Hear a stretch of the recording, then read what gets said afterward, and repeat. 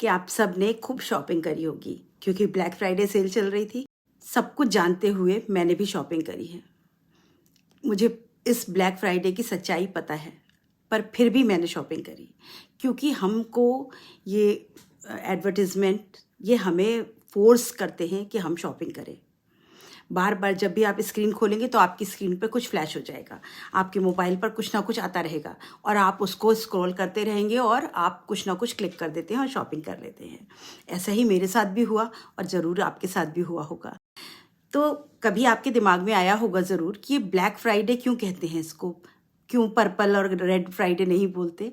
ऐसा ख्याल मेरे भी दिमाग में आया और मैंने सर्च किया तो मुझे पता चला कि ये जो ब्लैक फ्राइडे है ये यूएस में ये थैंक्स गिविंग फेस्टिवल होता है नवंबर के लास्ट थर्सडे को, और उसके बाद सैटरडे संडे वहाँ पर छुट्टी होती है। तो जो बीच में फ्राइडे पड़ता है उसको भी हॉलीडे डिक्लेयर कर दिया जाता है।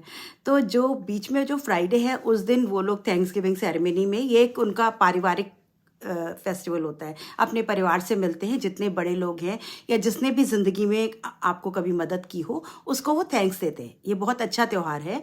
हमारे भारत के सभी त्योहारों में हम बाद में त्यौहार मनाने के बाद या नए कपड़े पहनने के बाद या पूजा के बाद हम अपने बड़ों के चरण स्पर्श करते हैं और उनका हम आशीर्वाद लेते हैं। उसका मतलब ही वही होता है कि हाँ, हम उनको धन्यवाद देते हैं कि आपने जो कुछ भी दिया हमें उसका, आपकी दुआओं का, आपकी ब्लेसिंग्स का धन्यवाद।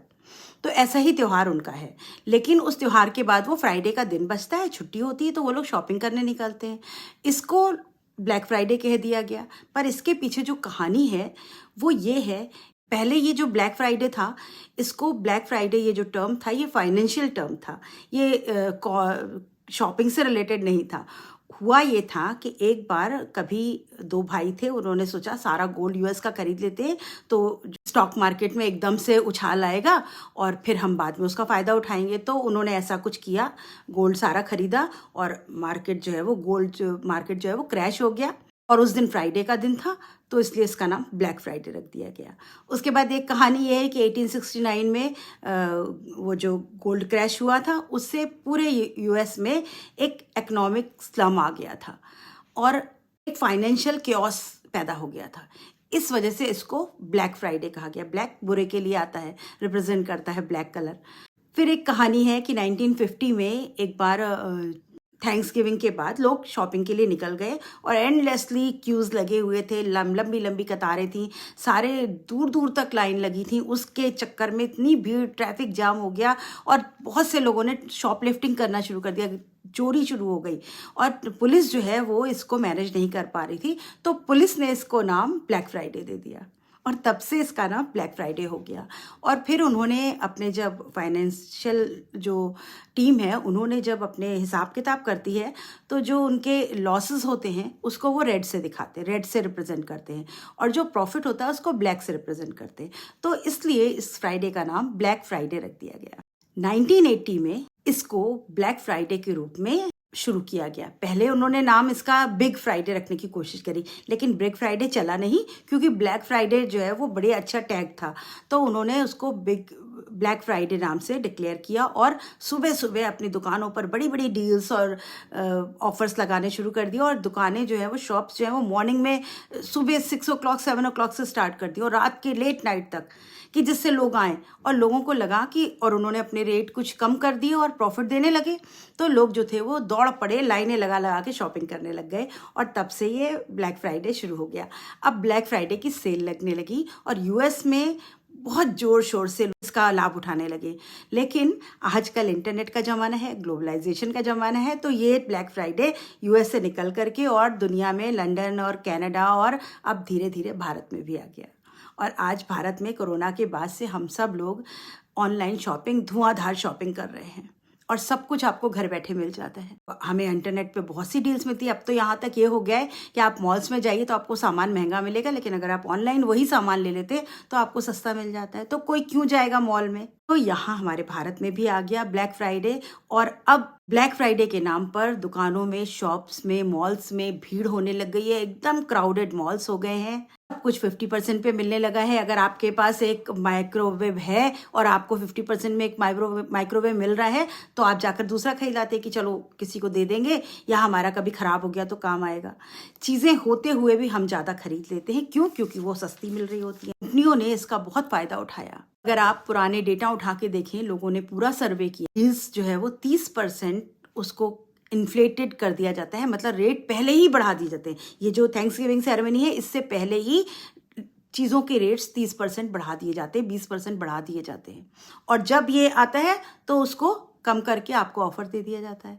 तो अगर आप थोड़ा और पहले जाकर देखें अगर वही चीज़, तो आपको जो आज आपने ब्लैक फ्राइडे में खरीदी है उससे भी सस्ते में मिल रही होती है।